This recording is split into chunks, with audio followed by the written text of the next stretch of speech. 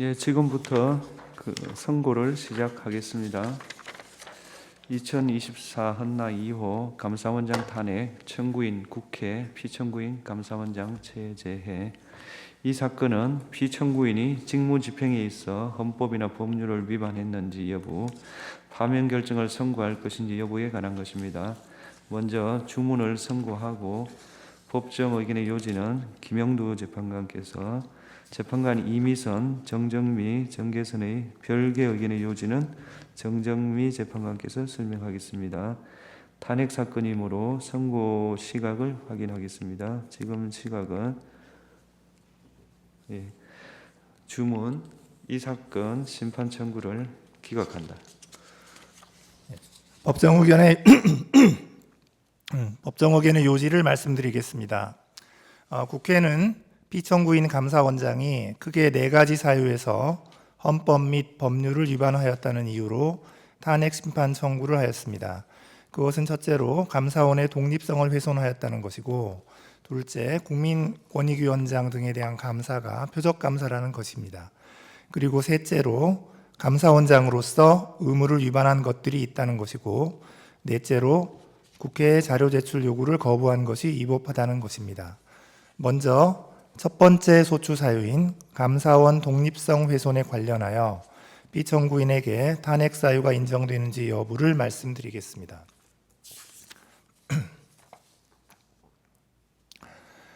먼저 피청구인이 국회 법제사법위원회 전체 회의 및 국정감사에서 감사원이 대통령의 국정 운영을 지원하고 있다는 취지로 발언한 것이 감사원의 독립성을 훼손하였는지 여부를 보겠습니다. 위 발언의 전체적인 내용, 통상적 의미와 용법, 문맥과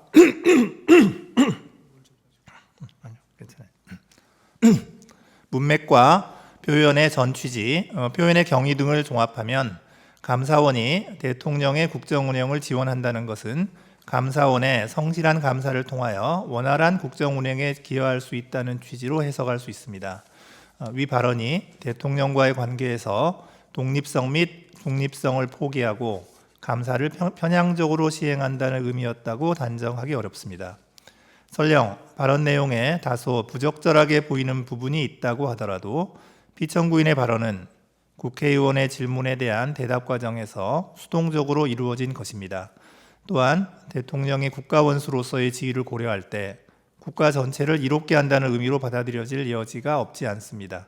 이러한 사정을 종합하면 피청구인의 발언이 감사원의 독립성이나 감사 기능에 대한 국민의 신뢰를 실추시킬 우려가 있는 것이라고까지 평가하기는 어렵습니다.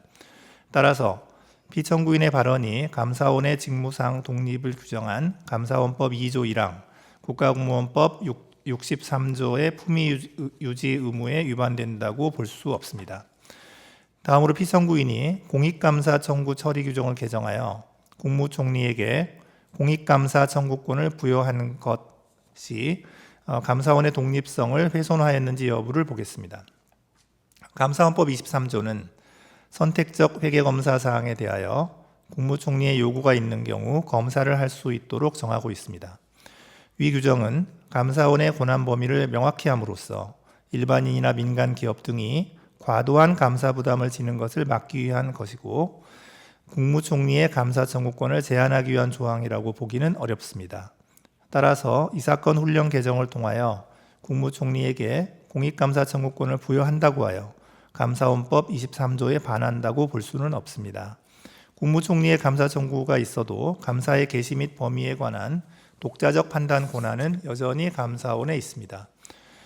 또한 행정각부를 통할하는 국무총리에게 공익감사 청구권을 부여하면 여러 부처가 관련되어 있거나 그 소관이 불분명한 사무의 경우 국무총리에 의한 감사 청구가 가능해지므로 공익감사 청구 제도가 활성화될 수 있습니다.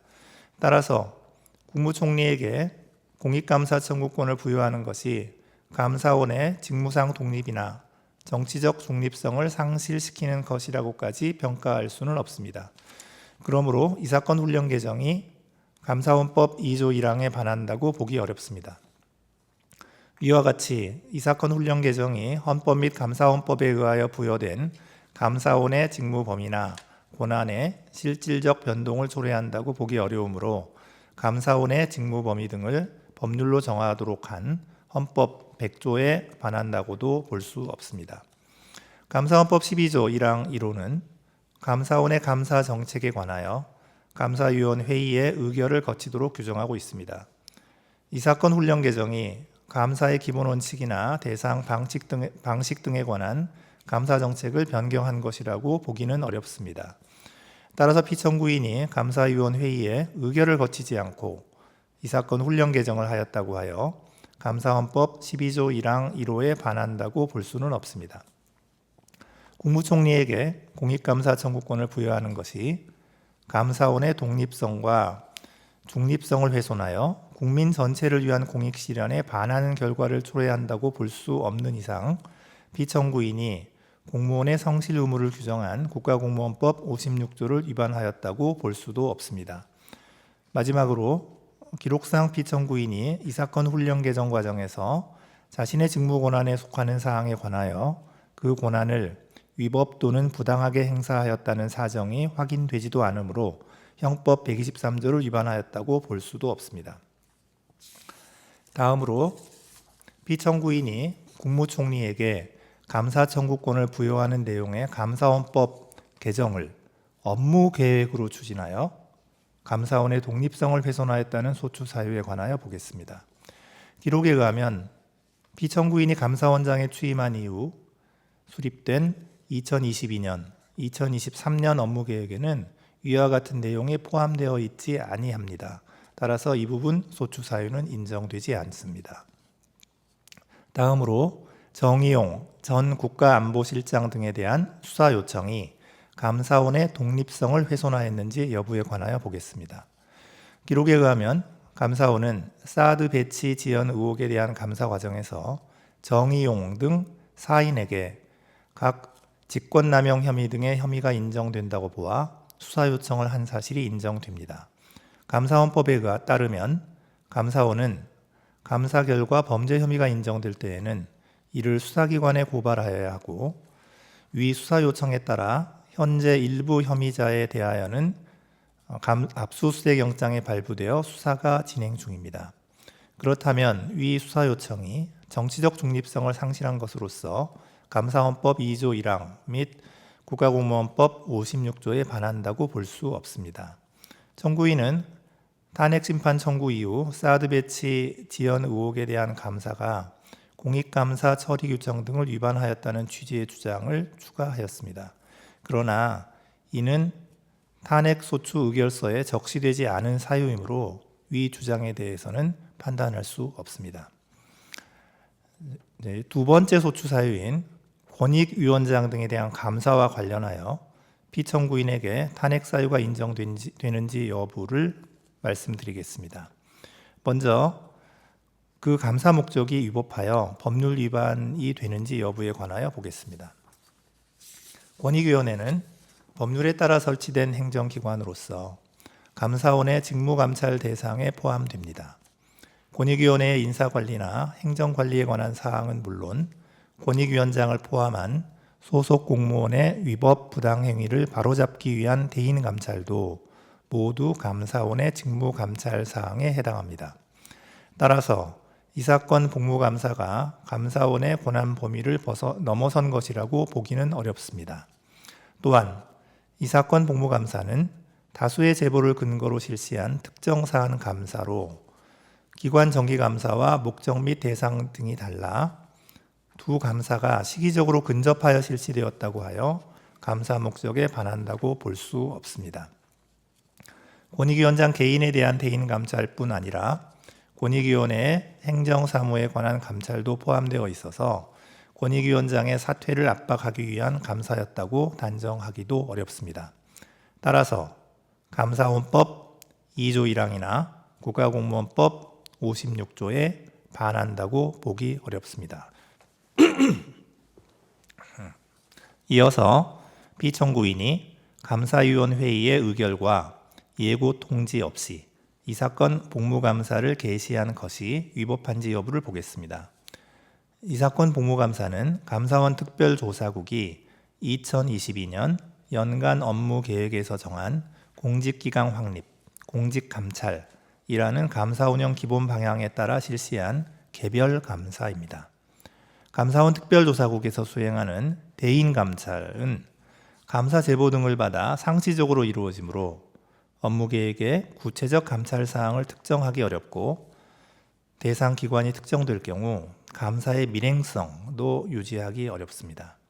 이에 감사원은 업무 계획에 상시 공직감찰 등 포괄적인 감사 사항만 기재하여 감사위원회의의 의결을 받고 구체적인 비위 혐의자 등이 담긴 개별 감사 계획은 감사원장의 결재를 받아 감사를 실시하고 있습니다.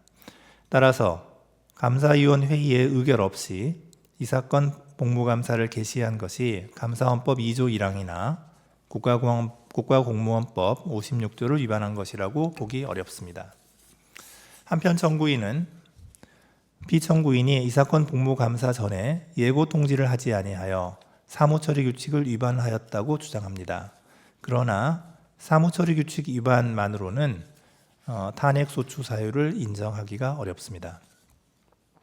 다음으로 피청구인이 전현희 전 권익위원장에 대하여 수사 요청을 한 것이 위법한지 여부를 보겠습니다. 기록에 의하면 감사원은 권익위원장에게 감사원법 위반 및 직권남용 등의 혐의가 인정된다고 보아 수사 요청을 한 사실이 인정됩니다. 감사원은 감사 결과 범죄 혐의가 있다고 인정할 때에는 이를 수사기관에 고발하여야 합니다. 그런데 이 사건에서 제출된 증거만으로는 위 수사 요청이 객관적 사실에 반하는 내용이라고 단정하기 어렵습니다. 따라서 위 수사 요청이 현저히 자의적이라거나 정치적 중립성을 상실한 것으로서 국가공무원법 56조에 위반된다고 보기 어렵습니다. 청구인은 위 수사 요청이 감사위원 회의의 의결을 거치지 아니하여 사무처리 규칙을 위반하였다고 주장합니다. 그러나 사무처리 규칙 위반만으로는 탄핵소추 사유라고 인정하기 어렵습니다. 감사 보고서에는 권익위원장의 근태 사안 등에 대한 문제점이 구체적으로 기재되어 있으므로 감사원이 최종 불문 결정을 하였다는 사정만으로 위 수사 요청이 객관적 사실에 반하는 허위 사실을 신고한 것이라고 보기도 어렵습니다. 따라서 위 수사 요청은 형법 156조의 무고죄에 해당한다고 보기 어렵습니다. 다음으로 이 사건 복무감사의 대상 및 진행 절차가 위법하였는지 여부에 관하여 보겠습니다. 청구인은 이 사건 복무감사의 대상 중 유권 해석 사안은 권익위원회의 고유 정책 업무에 해당하므로 감사 대상으로 삼을 수 없다라고 주장합니다. 그러나 행정기관의 사무와 그에 소속한 공무원의 직무는 특별한 사정이 없는 한 감사원의 직무감찰 사항이 됩니다. 감찰 대상인 사무나 직무의 범위도 제한이 없습니다. 따라서 유권 해석 사안에 대한 감사가 감사원법상 인정된 감사원의 직무 범위를 넘어선 것이라거나 국가공무원법 56조를 위반한 것이라고 볼 수 없습니다. 청구인은 피청구인이 강압적인 감사를 하고 이 사건 복무감사와 관련한 사항을 언론에 공개하여 감사원법 등을 위반하였다고 주장합니다. 그러나 이 점에 관해서는 구체적 사실관계의 특정이나 입증이 없으므로 이 부분 소추 사유는 받아들이지 아니합니다. 청구인은 가사도 민원 사안에 대한 감사가 이 사건 복무감사의 목적 범위를 벗어난 것이라고 주장합니다. 그러나 가사도 민원 사안에 대한 감사는 권익위원회의 업무 처리 절차가 적정하였는지 여부를 점검함으로써 공직기강을 확립하고자 한 것이었습니다. 따라서 그 감사가 이 사건 복무감사의 목적 범위를 벗어났다고 보기 어렵습니다. 그러므로 행정조사기본법 4조 1항 및 국가공무원법 56조에 위반되지 않습니다.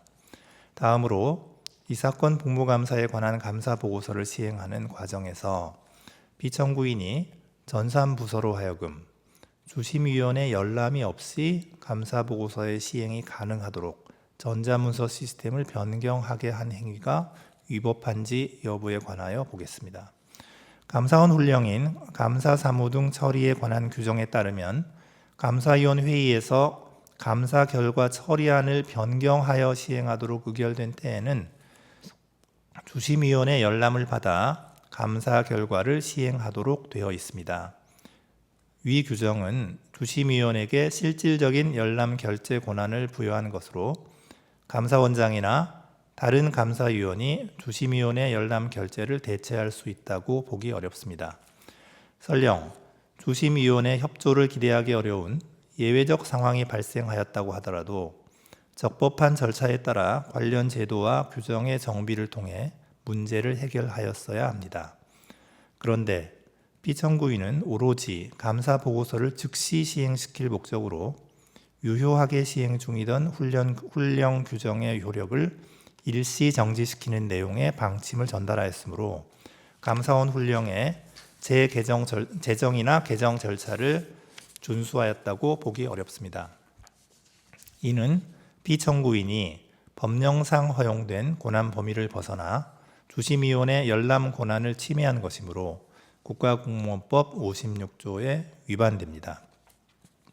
다만 피청구인은 감사 결과의 시행이 늦어지는 것을 막기 위해 부득이하게 이러한 조치를 취한 것으로 보이고 이를 통하여 감사 결과의 내용을 왜곡하거나 감사 결과에 부당한 영향을 미쳤다고 보기는 어렵습니다.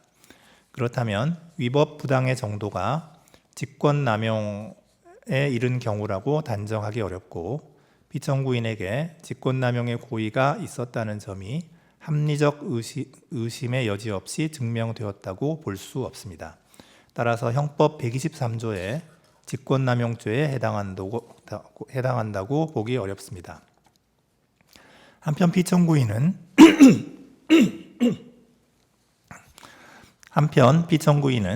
전자문서 시스템 구조 자체를 변경한 것일 뿐 여전히 주심위원회 열람은 결재 요청 상태에 머물러 있고 결재일도 공란으로 표시되어 있습니다. 따라서 피청구인이 허위 정보를 입력한 것이라고는 보기 어려우므로 형법 227조의 2 공전자 기록 위작 변작죄에도 해당하지 않습니다. 이제 다음으로 세 번째 소추 사유, 감사원장으로서의 의무를 위반한 것들이 상당히 있다는 점과 관련해서 피청구인에게 탄핵 사유가 인정되는지 여부를 말씀드리겠습니다. 먼저 대통령실 관저 이전 감사와 관련하여 법률 위반이 있었는지 여부를 보겠습니다. 청구인은 피청구인이 감사 보고서에 국민감사청구심사위원회가 대통령실 관저 이전 결정 과정의 타당성에 관한 사항은 이 사건 감사 범위에서 제외하는 것으로 의결하였다라는 허위의 사실을 기재함으로써 허위 공문서를 작성하였다고 주장합니다.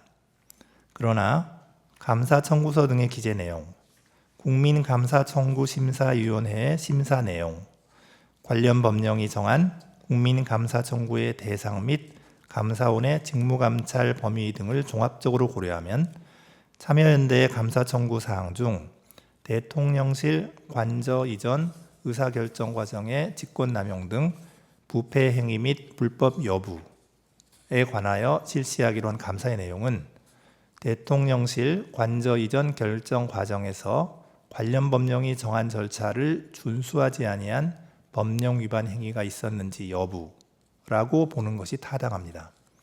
결정의 타당성이나 당부에 관한 사항은 감사의 범위에 속한다고 보기 어렵습니다. 따라서 감사 보고서에 기재된 내용이 허위라고 보기는 어렵습니다. 청구인은 피청구인이 불성실한 감사를 하였다고 주장합니다. 감사원은 대통령실 관저 이전 결정 과정에서 관련 법령이 정한 절차를 준수하였는지 여부에 관한 감사를 실시하였고 부실 감사라고 볼 만한 다른 사정은 보이지 않습니다. 청구인은 탄핵 심판 청구 이후 피청구인이 참여연대의 감사 청구 사항 중 대통령실 관저 공사업체 선정과 관련하여 법령 위반 등의 의혹이 있음에도 이에 관한 감사를 실시하지 아니하였거나 부실한 감사를 실시하였다는 취지의 주장을 추가하였습니다. 그러나 이는 탄핵소추 의결서에 적시되지 않은 사유이므로 이 주장에 관해서는 판단할 수 없습니다. 따라서 피청구인이 감사원법 2조 1항 및 국가공무원법 56조를 위반하였다고 볼 수 없습니다. 이어서 서해 공무원 피격 사건 감사와 관련하여 법률 위반이 있었는지 보겠습니다. 감사원이 작성 배포한 보도자료 중 청구인이 주장하는 부분이 군사 1급 비밀에 해당하는 사실을 인정할 만한 아무런 자료가 없습니다. 따라서 피청구인이 군사기밀보호법 13조 1항을 위반하였다고 보기 어렵습니다. 청구인은 탄핵심판 청구 이후 서해공무원 피격 사건 감사 자체가 감사위원 회의의 의결을 거치지 않아 위법하다거나 위 보도자료 배포 행위가 감사 결과 공개에 관한 감사원 법령 등에 위반된다는 취지의 주장을 추가하였습니다. 그러나 이는 탄핵 소추 의결서에 적시되지 않은 사유입니다. 따라서 이 주장에 관하여는 판단할 수 없습니다. 위 감사와 관련하여 감사원은 국가안보실, 국방부 등 5개 기관 관련자에 대하여 직무유기 등의 혐의가 인정된다고 보아 수사 요청을 하였습니다. 감사원은 감사 결과 범죄 혐의가 있다고 인정할 때에는 이를 수사기관에 고발하여야 하므로 특별한 사정이 없는 한 수사 요청 자체가 위법하다고 보기는 어렵습니다. 다음으로 이태원 참사 감사와 관련하여 법률 위반의 점이 있었는지 보겠습니다. 이 부분 소추 사유는 피청구인이 2023년 연간 업무 계획에 이태원 참사 사건과 관련한 구체적인 감사 계획이 수립되어 있었음에도 그러한 감사 계획이 없다라는 허위 내용의 발언을 하고 같은 내용의 보도 참고 자료를 작성 배포하였다는 것입니다. 그런데 기록에 의하면 감사원은 2023년 연간 업무 계획에서 이태원 참사와 관련하여 구체적 감사 계획을 수립한 사실이 인정되지 아니합니다. 따라서 이 부분 소추 사유는 인정되지 않습니다. 다음으로 월성 원전 1호기 조기 폐쇄 감사와 관련하여 법률 위반의 점이 있었는지 보겠습니다. 이 부분 소추 사유는 피청구인이 감사원장으로 취임하기 전의 행위입니다. 그래서 피청구인의 감사원장으로서의 직무집행에는 해당하지 않습니다. 피청구인은 탄핵심판 청구 이후 청구인은 탄핵심판 청구 이후 피청구인이 위 감사와 관련한 판결에 불복하는 등 위법한 감사를 지속하였다는 취지의 주장을 추가하였습니다. 그러나 이는 탄핵 소추 의결서에 적시되지 아니한 사유이므로 이에 관하여는 판단할 수 없습니다. 다음으로 중앙선거관리위원회에 대한 감사와 관련하여 법률 위반의 점이 있었는지 보겠습니다.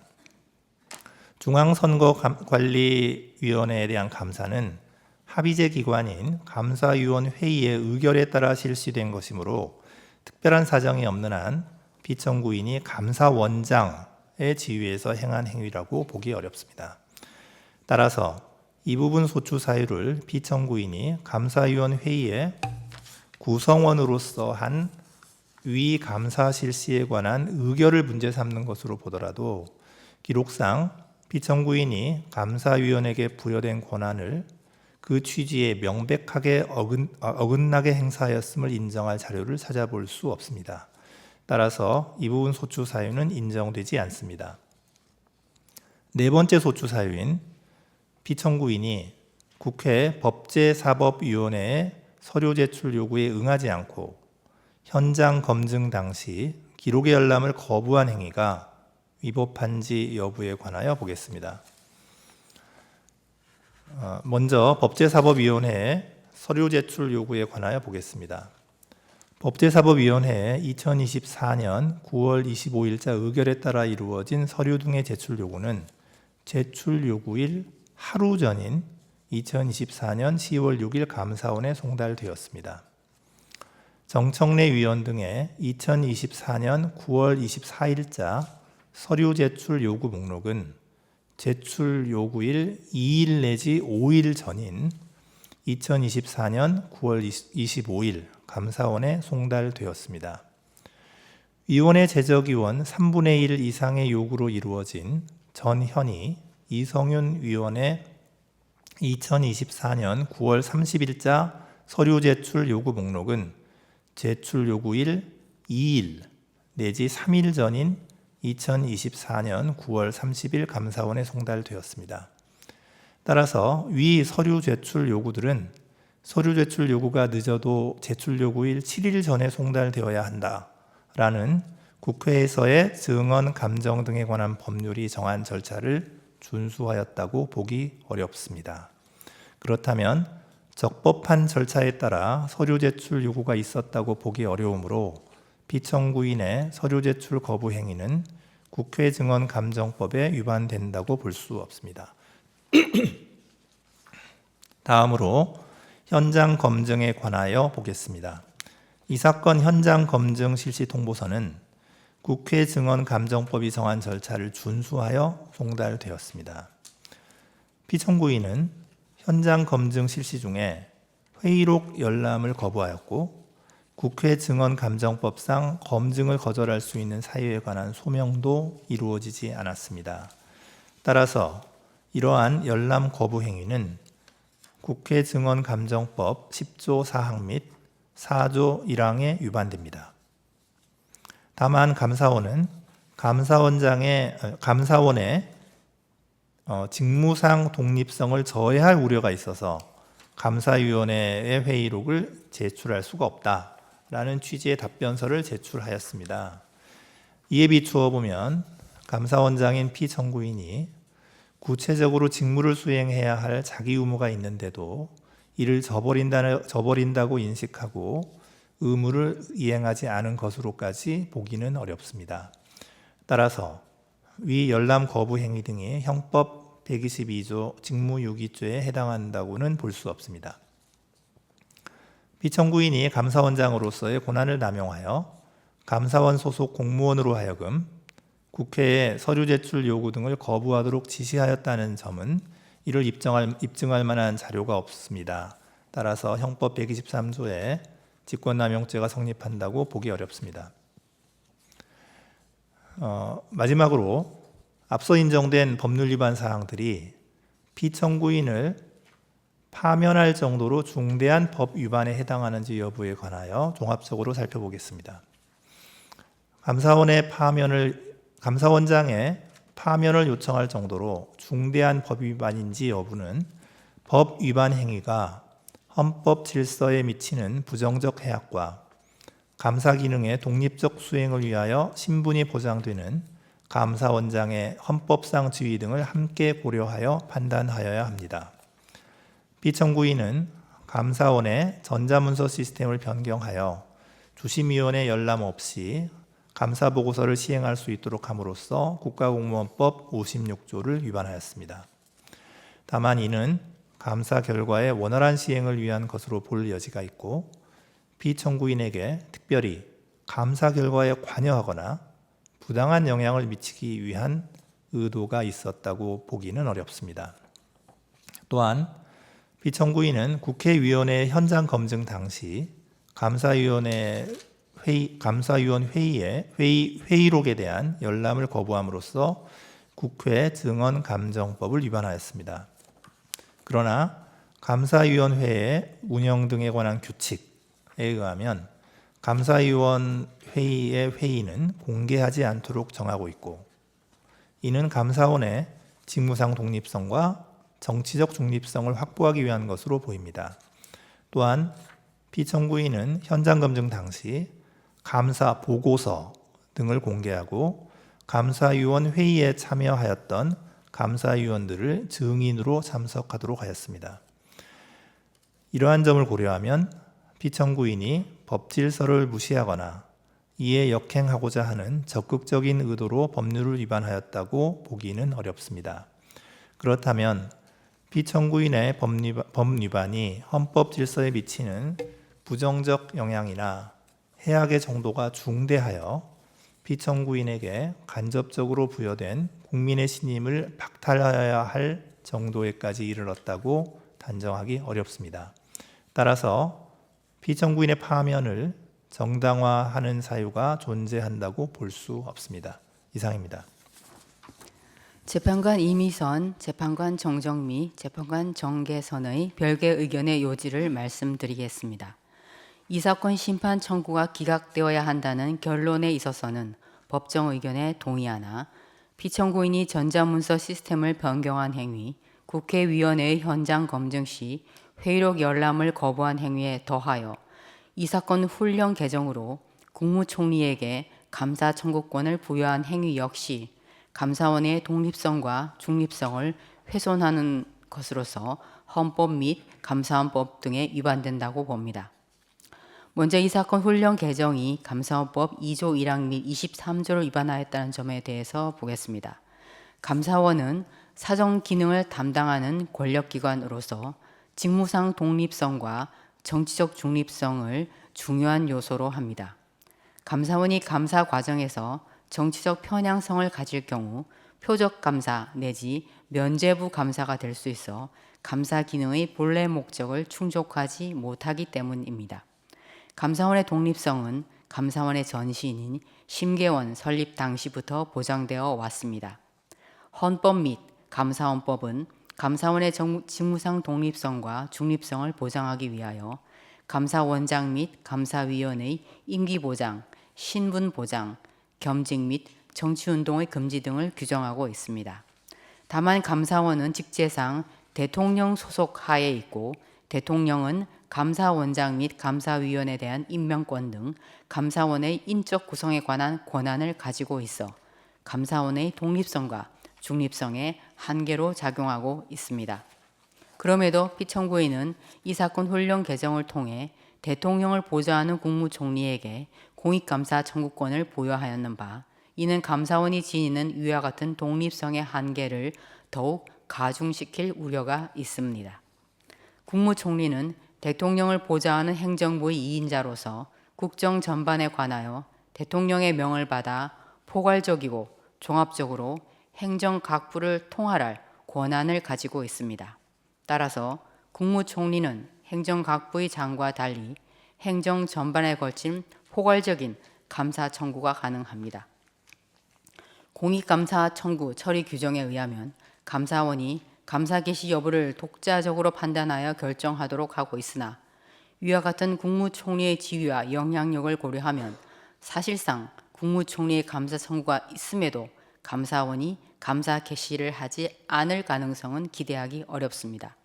더구나 공익감사 청구 처리 규정은 국무총리로 하여금 감사 청구 시 감사원과 미리 협의하도록 규정하여 감사 방향에 관한 광범위한 행정 개입의 가능성을 증대시킬 수 있습니다. 따라서 이 사건 훈령 개정은 감사원의 독립성과 중립성을 훼손하는 것으로서 감사원법 2조 1항에 위반됩니다. 한편 감사원법 23조는 선택적 회계 검사 사항에 한하여 국무총리에게 감사 청구권을 부여하고 있습니다.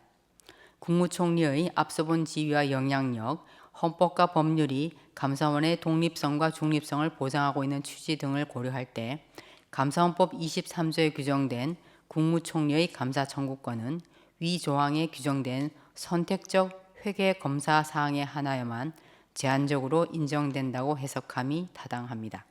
따라서 이 사건 훈령 개정은 선택적 회계 검사 사항에 한하여 국무총리에게 감사 청구권을 부여한 감사원법 23조에도 위반됩니다. 다음으로 이 사건 훈령 개정이 헌법 100조, 감사원법 12조 1항 1호를 위반하였는지에 관하여 보겠습니다. 헌법 100조는 감사원의 직무 범위 등에 관한 사항을 법률로 정하도록 규정하고 있습니다. 국무총리의 감사 청구가 감사원의 기능 및 독립성에 미칠 부정적 영향을 고려할 때 국무총리에 대한 공익감사 청구권 부여는 감사원이 직무 범위에 관한 실질적 변경을 초래할 수 있으므로 이는 법률 개정을 통하여 이루어져야 합니다. 또한 감사원법 12조 1항 1호는 감사원의 감사 정책에 관하여 감사위원회의 의결을 거치도록 정하고 있습니다. 국무총리에게 공익감사 청구권을 부여하는 것은 감사원의 감사 대상이나 범위에 중요한 영향을 미치는 감사 정책의 변경 사항이라고 볼 수 있으므로 이는 감사위원회의 의결을 거쳐 결정하여야 합니다. 피청구인은 법률 개정 절차 내지 감사위원회의 의결 절차를 거치지 않고 이 사건 훈령 개정을 하였으므로 헌법 100조 및 감사원법 12조 1항 1호를 위반하였습니다. 다음으로 훈령 개정이 국가공무원법 56조를 위반하였다는 점에 관하여 보겠습니다. 피청구인은 이 사건 훈령 개정을 통해 행정부가 감사원의 독립적인 업무에 관여할 수 있는 통로를 마련하고 감사원을 동원하여 정치적 목적의 감사를 할 수 있는 일말의 가능성을 열어주었습니다. 이는 감사원의 직무상 독립성과 정치적 중립성을 훼손하여 국민 전체를 위한 공익 실현에 반하는 결과를 초래하므로 국가공무원법 56조 위반에 해당됩니다. 끝으로 피청구인을 파면할 것인지에 관하여 보겠습니다. 법정 의견에서 본 바와 같이 전자문서 시스템 변경 행위와 회의록 열람 거부 행위만으로는 법 위반의 중대성이 크다고 보기 어렵습니다. 나아가 이 사건 훈령 개정 당시 피청구인에게 감사원의 독립성을 해할 적극적 의도가 있었다고 단정하기 어렵고 이 사건 훈령 개정 이후 국무총리에 의한 공익감사 청구가 실제로 이루어진 바는 없습니다. 그렇다면 이상과 같은 위헌, 위법 행위들을 종합하여 보더라도 피청구인의 법 위반이 인명권자를 통하여 간접적으로 부여된 국민의 신임을 박탈하여야 할 정도로 중대하다고 인정하기 어렵습니다. 따라서 피청구인에 대한 파면 결정을 정당화하는 사유가 존재한다고 볼 수 없습니다. 이상입니다. 2024 헌나 3 검사 탄핵 청구인 국회 피청구인 검사 이창수. 이 사건은 피청구인이 직무집행에 있어 헌법이나 법률을 위반했는지 파면 결정을 선고할 것인지 여부에 관한 것입니다. 이 사건은 국회의 탄핵소추안 의결 과정에서 필요한 법정 절차가 준수되었고 이 사건 탄핵소추의 주요한 목적은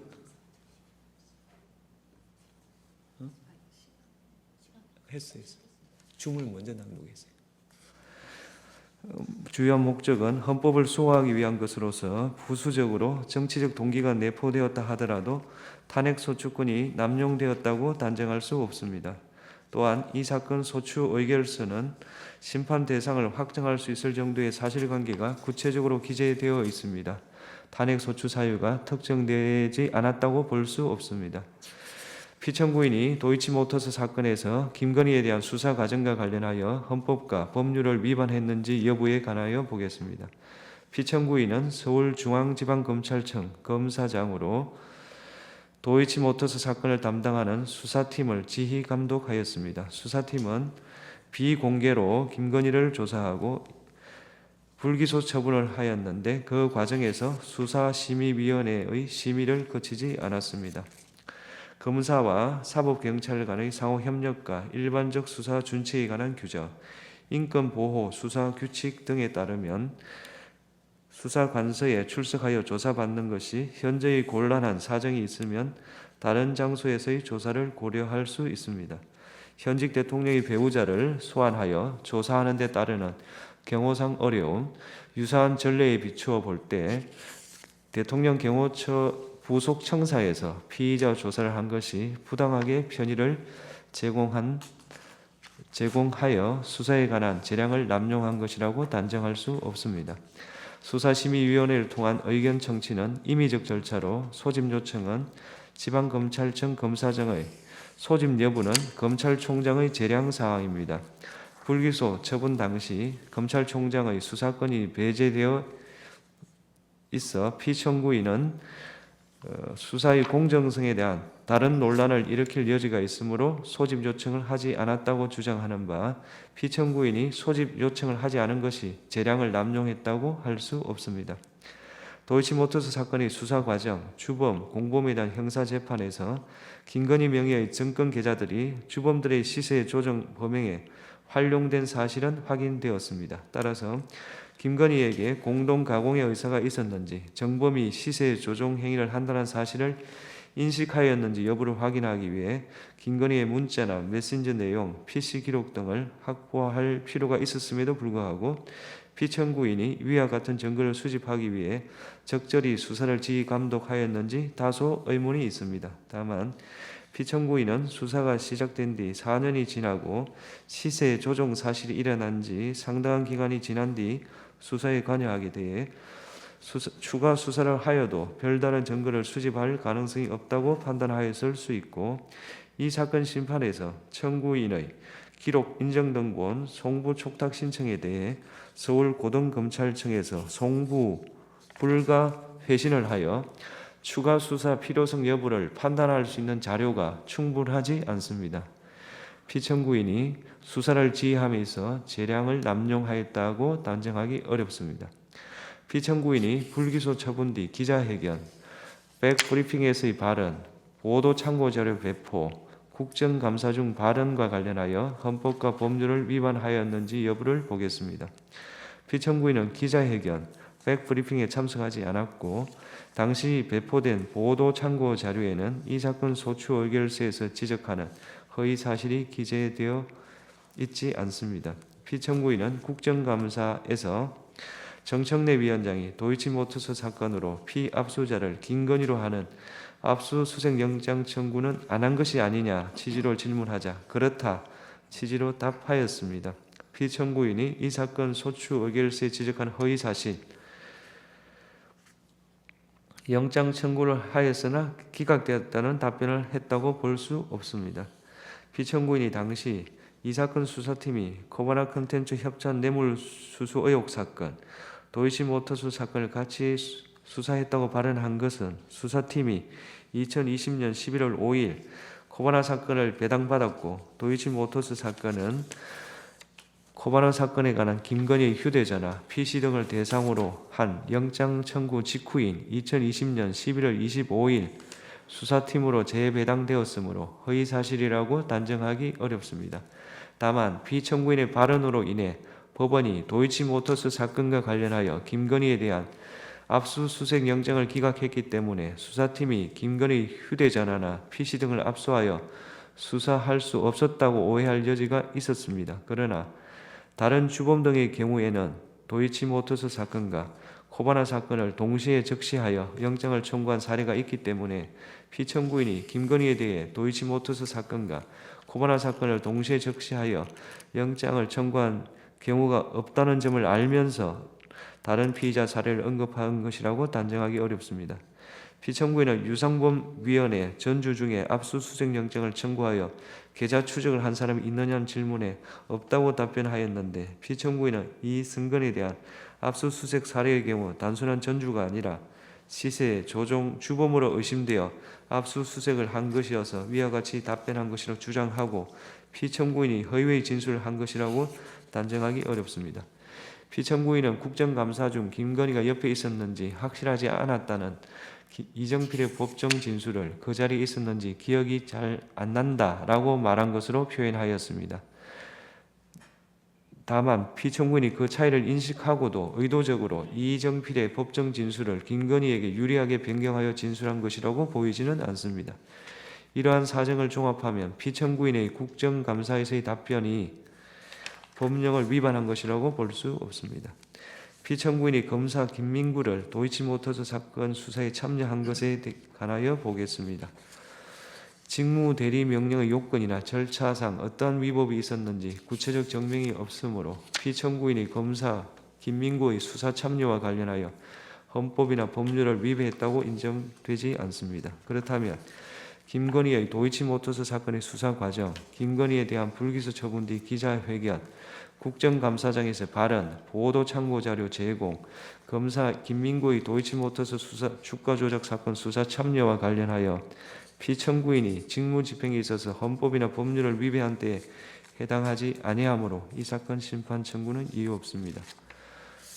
주문, 지금 시각은 주문을 선고하겠습니다. 주문, 이 사건 심판 청구를 기각한다. 2024 헌나사 검사 탄핵, 청구인 국회, 피청구인 검사 조상원. 이 사건은 피청구인이 직무집행에 있어서 헌법이나 법률을 위반했는지 여부, 파면 결정을 선고할 것인지 여부에 관한 것입니다. 이 사건은 앞서 2024 헌나 사무에서 본 것과 마찬가지로 탄핵소추안 의결 과정에서 필요한 법정 절차가 준수되었고 탄핵소추권이 남용되었다고 단정할 수 없으며 탄핵소추 사유가 특정되지 않았다고 볼 수 없습니다. 피청구인이 도이치모터스 주가 조작 사건에서 김건희에 대한 수사 과정과 관련하여 헌법과 법률을 위반하였는지 여부에 관하여 보겠습니다. 피청구인은 서울중앙지방검찰청 4차장 검사로서 김건희의 도이치모터스 주가 조작 사건을 담당하는 수사팀을 지휘 감독하였습니다. 2024 헌나 3호 사건에서 살핀 바와 같이 피의자를 대통령 경호처 부속청사에서 조사를 한 것이 부당하게 편의를 제공한 것은 아니어서 피청구인이 수사에 관한 재량을 남용한 것이라고 단정할 수 없습니다. 피청구인은 수사심의위원회 소집 요청이나 소집을 할 권한이 없으므로 수사심의위원회의 의견 청취를 거치지 않은 것이 피청구인의 재량 남용이라고 할 수 없습니다. 피청구인이 증거를 수집하기 위해서 적절히 수사를 지휘 감독하였는지 다소 의문이 있습니다. 다만 피청구인은 시세 조정 시기 수사가 시작된 뒤 상당한 기간이 지나 수사에 관여하였고 이 사건 심판에서 추가 수사 필요성 여부를 판단할 수 있는 자료가 충분하지 않으므로 피청구인이 재량을 남용하였다고 단정하기 어렵습니다. 피청구인이 불기소 처분 뒤 기자회견, 백브리핑에서 발언, 보도 참고 자료 배포, 국정감사 중의 발언과 관련하여 헌법과 법률을 위반하였는지 여부를 보겠습니다.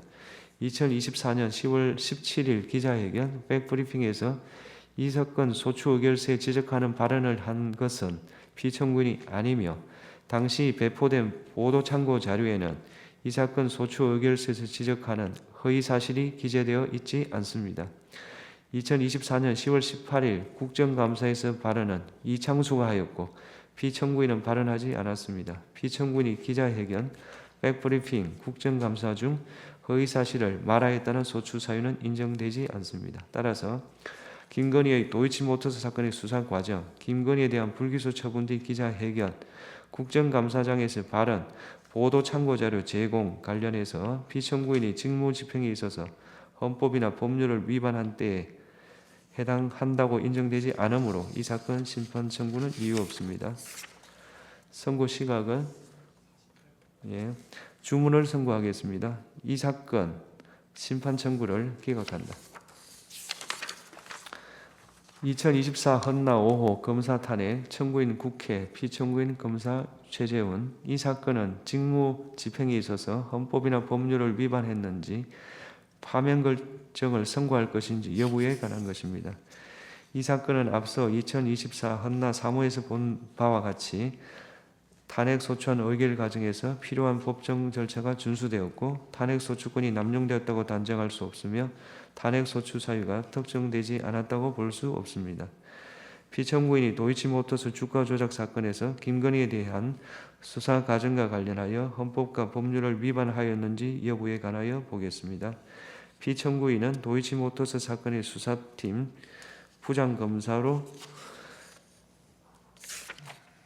임명되었습니다. 2024 헌나 3 사건에서 살핀 것과 같이 피의자를 대통령 경호처 부속청사에서 조사를 한 것이 부당하게 편의를 제공한 것은 아니어서 피청구인이 수사에 관한 재량을 남용한 것이라고 단정할 수 없습니다. 피청구인은 수사심의위원회 소집 요청이나 소집을 할 권한이 없습니다. 수사심의위원회 의견 청취를 거치지 않은 것은 피청구인이 재량을 남용한 것이라고 할 수 없습니다. 피청구인이 위와 같은 증거를 수집하기 위해 적절히 수사를 하였는지 다수 의문이 있습니다. 다만 피청구인은 시세 조정 시기 수사가 시작된 뒤 상당한 기간이 지나 수사에 관여하였고 이 사건 심판에서 추가 수사 필요성 여부를 판단할 수 있는 자료가 충분하지 않으므로 피청구인이 재량을 남용하였다고 단정하기 어렵습니다. 피청구인이 불기소 처분 뒤 기자회견, 백브리핑에서 발언, 보도 참고자료 배포, 국정감사 중 발언과 관련하여 헌법과 법률을 위반했는지 여부에 관해서 보겠습니다. 기자회견 및 백브리핑에서 피청구인은 기자들의 질문에 답하였습니다. 이 자리에서 배포된 보도 참고 자료에는 허위 사실이 기재되어 있지 않으므로 보도 참고 자료 배포와 관련하여 형법상 허위 공문서 작성, 동행사죄에 해당한다고 볼 사정은 없습니다.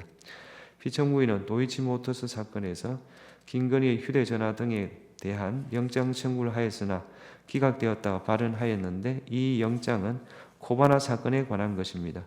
피청구인은 코바나 사건은 도이치모터스 사건의 수사를 무마하기 위한 것이었다고 의심하였고 영장에 이러한 취지가 기재되어 있었으며 피의자도 서로 겹치는 부분이 있었으므로 기자들에게 위와 같은 맥락을 설명하고자 한 것이라고 주장하고 구로소에 대한 압수수색 영장 등에는 실제로 코바나 사건과 도이치모터스 사건이 함께 피의사실로 기재된 경우가 있습니다.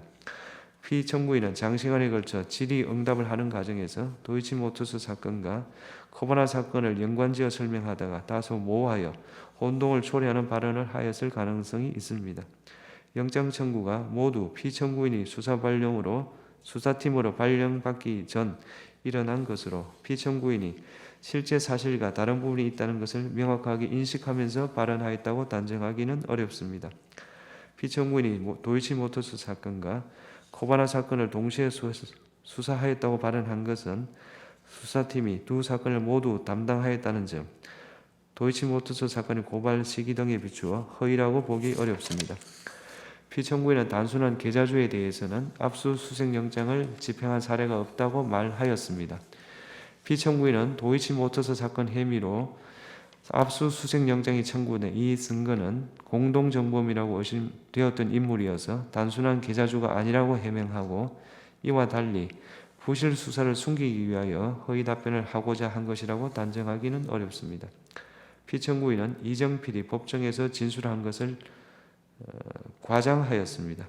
그런데 피청구인은 이정필의 수사 초기 진술과 법정 진술이 상이하여 다소 부정확한 설명을 하게 되었다는 취지로 해명하고 피청구인이 허위임을 인식하고 의도적으로 발언을 하였다고 인정할 증거가 부족하여 형법상 허위사실 유포에 의한 업무방해죄에 해당하기 어려우며 국가공무원법 56조, 63조를 위반한 것이라고 볼 수 없습니다.